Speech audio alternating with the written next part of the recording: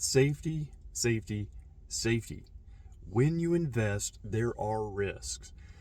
And we want to do everything we can to keep those risks to a minimum. One of the best ways we do that is by protecting ourselves with our contract.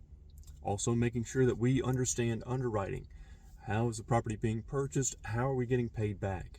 Those are a couple of the big things. In fact, I recently had an experience where I was working with a seller and a wholesaler. We had a price negotiated and we had a plan for how we were going to get that property closed. I made the mistake of not reading the contract carefully enough. What that then caused was the closing was done in a little different method than what I had intended, and also what the seller, the wholesaler, and I had initially discussed. What did that mean? Well, it meant that there was an extra $5,000 in fees that shouldn't have been there.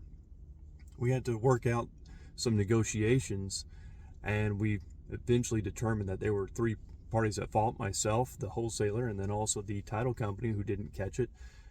And we split that three ways. But even splitting it three ways, that's about $1,700 that I paid, more than what I had planned on paying, just to start the purchase of the property.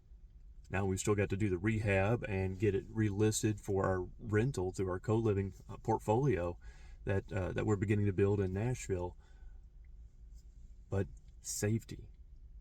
Read the contract carefully.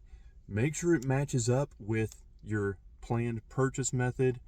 If something goes awry, make sure you have the protection in there. Like something simple that we see in a lot of contracts could be a funding contingency.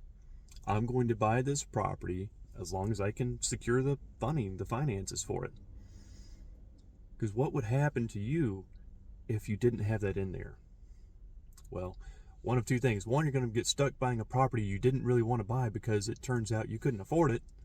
Or two, whatever earnest money that you put in, $5,000, $10,000, whatever that might be, that is now going to basically be taken from you because you say, hey, like, I can't buy this property.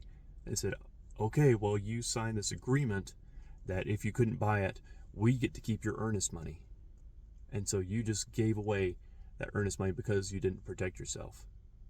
So please remember to be safe. If you're in the Sub-2 community, there are courses and semesters, so please use those. So I look forward to seeing you around. I'm Big John. Let's go and let's grow.